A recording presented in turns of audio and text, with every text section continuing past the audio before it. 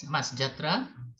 Hari ini kita akan pergi kepada bahagian 1.2 iaitu keselamatan dan peraturan di dalam makmal. So, cikgu akan share screen.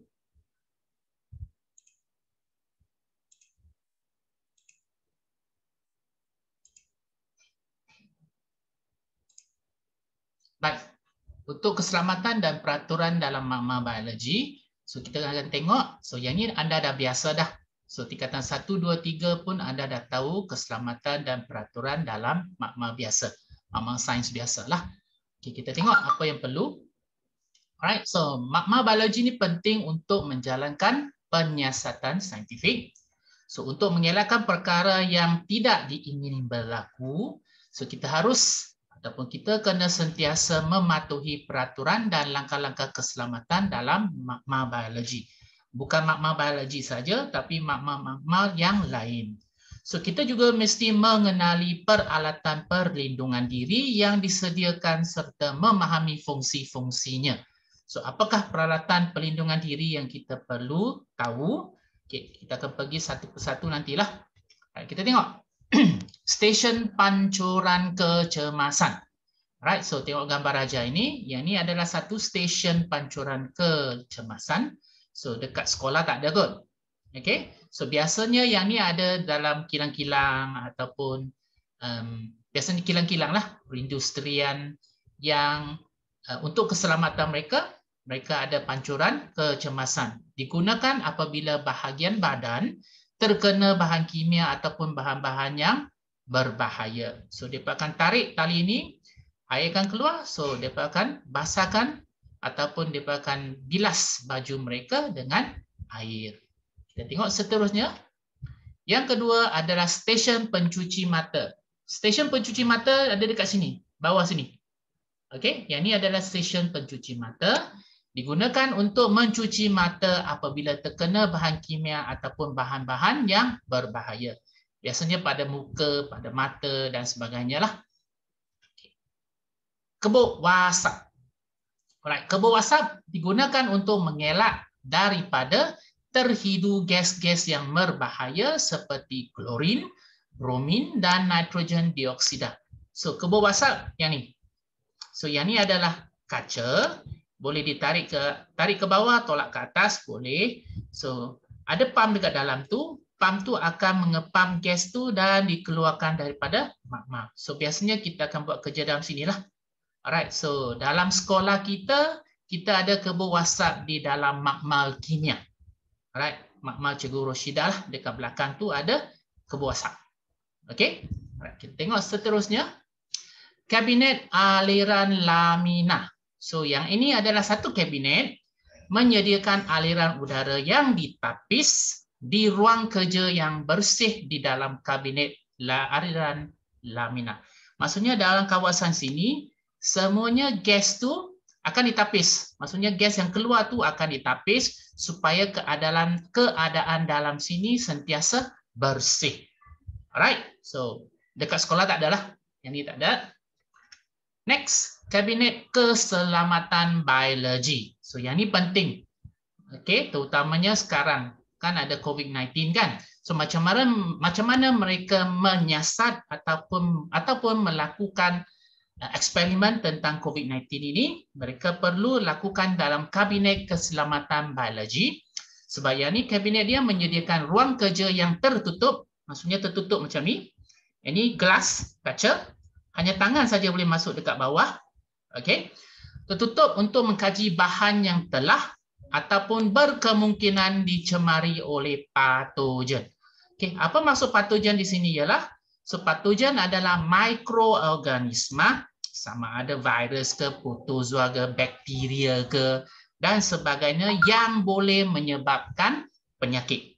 Alright, kita panggil dia patogen. So contohnya sekarang virus COVID-19 kan. So virus tu segala aktiviti ataupun penyiasatan ataupun eksperimen dilakukan dalam kabinet ini supaya dalam sini bakteria akan masuk dalam sini saja, dia takkan keluar. Alright, so tapi yang ni kena pakai mask jugalah. Kalau COVID-19 kena pakai mask, kena pakai full PPE.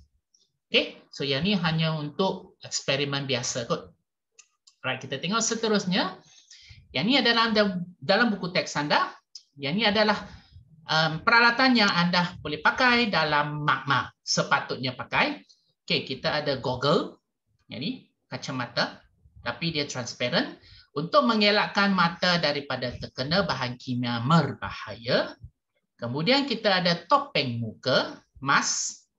Okey. So untuk melindungi daripada asap, wap dan habuk yang boleh menjejaskan sistem pernafasan. Okey, terutama sekarang lah semua pakai mask kan. Okey, kemudian kita ada sarung tangan makmal. Glove lah, glove getah. Alright, untuk mengendalikan sampel biologi supaya kalau sampel biologi itu contohnya tikus tu ada bakteria ke apa ke dia tak terkena pada tangan, terutama tangan anda luka.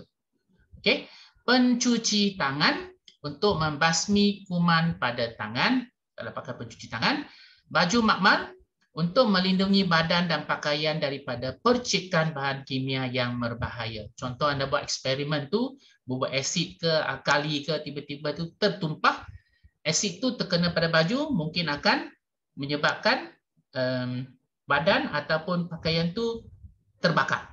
Alright, boleh mungkin berlaku, terutama pada tangan anda lah. Okay, untuk kasut makmal, right, so tujuan dia untuk mengelakkan kecederaan daripada serpihan kaca dan tumpahan bahan kimia. Sebab yang ni berbalut lah. Kalau bahan kimia tertuang pun, dia tak kena pada jari kaki anda. Okay, right, kita tengok seterusnya. Bahan-bahan yang boleh dibuang ke dalam sinki. So, bukan semua bahan boleh buang dalam sinki ya. Alright, so yang ini yang boleh dibuang. Contohnya bahan kimia yang mempunyai pH 5 hingga 9. So sedikit berasid sampailah sedikit berakali. Yang ini boleh dibuang. Kurang daripada 5, lebih daripada 10 tak boleh. Right. Cecair dan larutan yang mempunyai kepekatan rendah dan tidak berbahaya kepada pengguna. Contoh larutan sukrosa, gula lah, gula biasa, larutan pewarna, air suling. Yang ini boleh dituang dalam sinki. Okay, kita tengok bahan yang tak boleh dituang ke dalam sinki. Contoh pelarut organik. Kita ada aseton, alkohol dan benzina. So contoh benzina macam ni lah. So walaupun dia sama macam air suling kan, tak berwarna, tapi tak boleh dituang dalam sinki sebab ni bahan pelarut organik. Dia mungkin akan melarutkan plastik yang ada dalam pipe tersebut dan dia akan membocorkan pipe.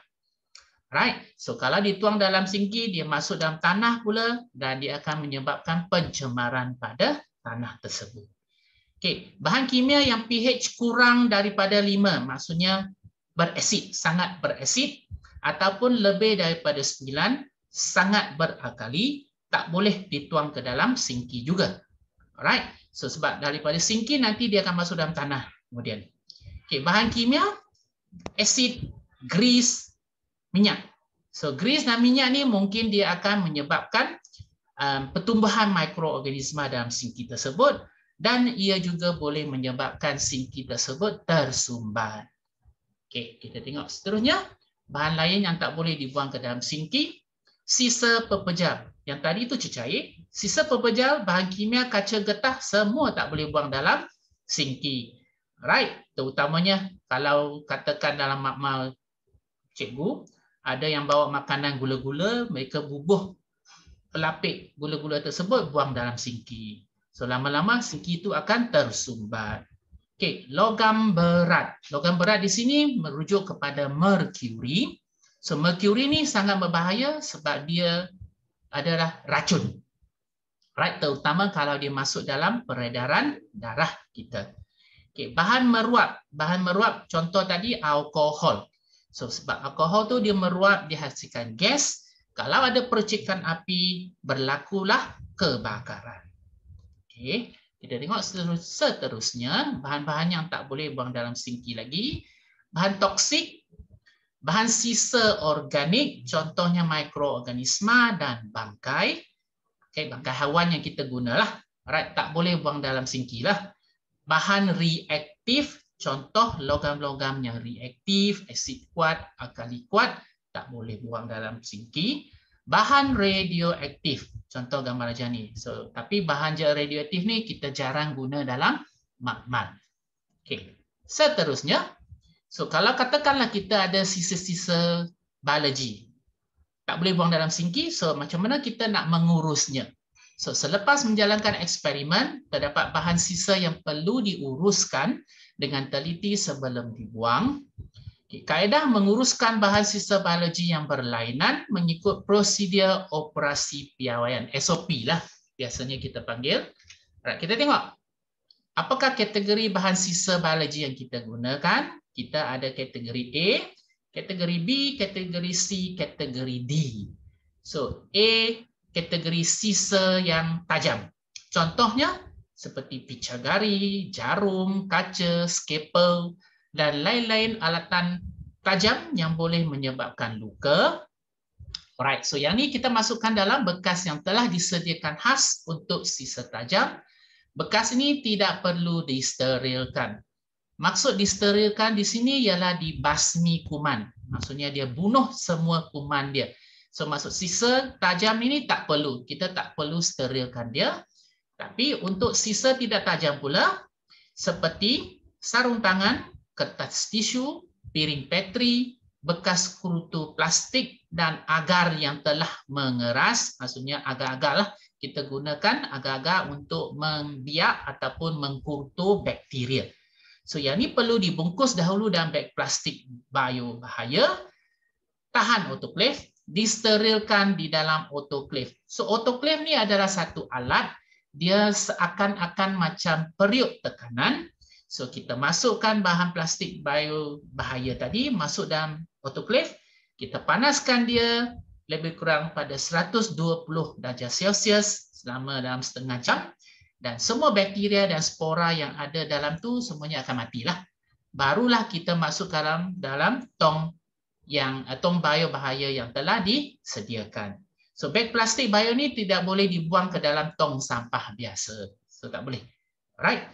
Untuk kategori C pula, bangkai haiwan. Contohnya bangkai, organ dan sisa tisu haiwan yang kita dah buat semasa eksperimen tu. So yang ni perlu dibungkus dengan rapi menggunakan bahan penyerap seperti tisu, kertas tisu, sebab mungkin dia akan keluarkan cecair, mungkin dia ada darah dia. So kita kena bungkus dulu dengan penyerap, dibungkus dengan rapi dalam beg plastik biobahaya dan disejuk bekukan. Kalau kita tak nak buang terus, kita kena sejuk bekukan, kemudian barulah kita buangnya. Right, kategori D, cecair.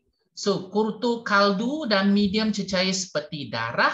So, yang ni semua sisa cecair biologi mesti dinyah kontaminasi. Maksudnya kita kena buang semua mikroorganisma yang ada dalam sisa tersebut dalam autoclave lah. So, apa yang kita sebut tadi sebelum dilupuskan. So, sisa cecair biologi yang telah disterilkan perlu dilupuskan dengan segera. So, takkanlah kita nak simpan-simpan kan? Kalau simpan lama, dia akan berbau busuk. Okay?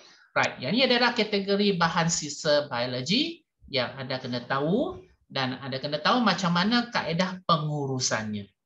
Okay, kita tengok seterusnya. Apa maksudnya kontaminasi? Yang inilah beg beg yang tadilah. Beg biobahaya. Okay? So, kontaminasi secara autoclave. Dipanaskan pada suhu 121 darjah Celsius dan tekanan 15 PSI. Tekanan dia agak tinggi selama 20 minit. So anda kena ingat nombor ini, suhu 121 darjah Celsius selama 20 minit. So beg plastik biobahaya yang telah disterilkan dalam autoclave dan bekas sisa tajam mesti disimpan sementara di tempat penyimpanan khas terkawal sehingga waktu pelupusan yang telah dijadualkan. So kita tak boleh buang dia suka-suka hati, buang dalam tong sampah biasa tak boleh. So dia kena ada proses pelupusan yang telah dihaskan. Kita tengok seterusnya. Kalaulah berlaku kemalangan dalam makmal. Kemalangan yang macam mana? So kemalangan di dalam makmal boleh disebabkan oleh kecuaian, kelalaian ataupun kurang kemahiran dalam pelaksanaan eksperimen. Biasanya bahan-bahan kaca lah. Right. So, Kalau katakanlah bahan kimia itu tertumpah, apa yang Anda harus buat? Ini bahan kimia am, dia bukan yang special bahan kimia dia. Yang ini bahan kimia yang biasa. So first, maklumkan kepada cikgu, jadikan kawasan tumpahan kawasan larangan. So jangan pula Anda pergi mendekati kawasan tersebut. Anda nak angkat gambar ke? Tak payahlah. Alright, so asingkan, jarakkan kawasan tersebut. Sekat tumpahan bahan kimia daripada merebak dengan menggunakan pasir. So gunakan pasir buat macam benteng lah supaya bahan kimia tu tidak bergerak ke tepi lagi. Okay. Kaut tumpahan bahan kimia dengan menggunakan alat yang sesuai, kemudian buang dengan selamat. So yang ni bahan kimia yang am. Tapi kalau bahan kimia yang khusus, yang special, contohnya macam merkuri. So biasanya buat eksperimen, tiba-tiba termometer tu pecah. Bahan merkuri itu terkeluar. So apa yang kena buat? Jangan pula Anda diam saja. Kena maklum kepada guru. Jadikan kawasan tumpahan kawasan larangan macam tadi. Tabur serbuk sulfur untuk menutup tumpahan merkuri. Sebab merkuri itu akan bertindak balas dengan sulfur dan dia akan menyebabkan dia tidak reaktif nanti. So hubungi pihak bomba. So yang ni jangan pula Anda bubuh sulfur lepas tu ambil penyapu tolong sapukan. Tak boleh. Sebab merkuri ni bahaya. Kena hubungi pihak bomba. Cikgu pun tak boleh buat. Kena tunggu pihak bomba mai. Okey. Seterusnya, amalan-amalan dalam magma biology. Yang ni secara common sense lah. Right. So magma biology ialah suatu tempat pembelajaran dan penyelidikan. Dekat sekolah bukan sangatlah dari segi penyelidikan, biasanya pembelajaran saja. Namun begitu terdapat peraturan keselamatan umum yang perlu sentiasa diamalkan oleh murid. Macam biasa, magma apapun sama saja. Etika pakaian, gunakan baju makmal, sarung tangan, kasut dan goggle keselamatan mengikut kesesuaian. Alright, kalau adalah, kalau tak ada tak boleh buat apalah. Alright, so masa dulu cikgu belajar dulu memang cikgu pakai baju makmal, ada kod makmal, lab coat. Okey, tapi sekarang bukan tak disarankan, memang tak diwajibkan. Dulu memang wajib pakai baju makmal masuk ke dalam makmal. Okey, peraturan keselamatan makmal, so dilarang bekerja bersendirian. So kena ada 2 orang 3 orang di dalamnya. Sebab takutlah kemalangan berlaku kepada anda terhidu gas, kemudian pengsan. So tak ada orang untuk selamatkan anda. Alright, so basuh tangan selepas menjalankan eksperimen. Dilarang membawa masuk barang yang tidak berkaitan ke dalam makmal. Contohnya makanan, minuman, beg. Alright, so kalau tak perlu, jangan bawa masuk. Okay, next, bersihkan tempat bekerja dengan disinfektan. So terutama sekarang. Masa COVID ni kan. So biasanya makmal tu kalau pelajar dah masuk, dah guna, pelajar dah keluar, meja-meja yang telah dipakai tu perlu disinfektan, perlu disembuh dengan disinfektan. Contohlah yang paling senang Clorox. Alright, ataupun Dettol. Kita kena spray pada permukaan meja, permukaan kerusi, permukaan pintu, suis yang anda dah sentuh, kita kena disinfektankan dia. So, buang sisa mengikut prosedur yang telah ditetapkan. Contohnya tadi kan, kalau ada bangkai haiwan ataupun ada medium kutu, agar-agar dia, kita kena buang dengan SOP yang tertentu. Dilarang makan dan minum dalam makmal, tadi dah bagi tahu dah. Kena pasti semua simbol keselamatan pada bahan dan peralatan sebelum digunakan. So, contohnya simbol ni anda dah belajar dekat Form 1 kan? Ada yang flammable, mudah terbakar, ada yang meruap, ada yang korosif, okay? Ada yang radioaktif. Yang itu adalah simbol bahan-bahan dia. So anda kena pasti sebelum anda gunakannya. Next, apakah yang anda harus lakukan semasa kebakaran? Alright, so contoh macam gambar ni lah. Alright, so hentikan kerja serta-merta dan matikan semua punca elektrik berdekatan serta cabutkan palang. So unplug everything lah. So kena switch off, unplug everything. Keluar dari magma mengikut plan laluan kecemasan yang telah ditetapkan. Okay. Kemudian hubungi pihak bomba. Jangan cemas dan tolak menolak, terutamanya menuruni tangga lah. Jangan berpatah balik untuk mengambil barang yang tertinggal. Oh, handphone tertinggal, buku tertinggal. Jangan pula anda pergi ambil semula. Berkumpul di tempat yang telah ditetapkan. Next, pengendalian bahan kaca dan bahan kimia. Okay, so berjaga-jagalah apabila mengendalikan barangan kaca panas. Okay, so laporkan sebarang kerosakan peralatan ataupun barangan kaca kepada guru dengan segera. Takut-takutlah dia ada saki-baki kaca tu yang boleh menyebabkan anda cedera ataupun kawan anda yang cedera. Okay, jauhkan bahan kimia mudah terbakar daripada sumber nyalaan api. Contoh alkohol lah. Alkohol, petrol, diesel yang mudah terbakar tu jangan pula anda bawa dekat dengan nyalaan penunuh bansen. Okay. Dilarang menyentuh, merasa dan menghidu bahan kimia secara langsung. So contohnya cikgu bagi satu bahan kimia. So anda tak tahu bahan kimia apa, ambil terus hidu. Lepas tu celup tangan, celup jari, lepas tu nak rasa. Tak boleh lah. Walaupun anda tahu bahan tu, contohlah cikgu bubuh Yakult dalam beaker. Anda tahu dah Yakult, tapi anda punya rasa dan sebagainya, tak boleh. Sebab peralatan yang kita guna tu mungkin tercemar dan anda mungkin minumnya. Kalau anda terminum dia, bahan cemar tu akan masuk dalam badan anda. So kalau boleh, jangan buat apa-apa selagi cikgu tak suruh. Okay? Right. Pengendalian spesimen hidup.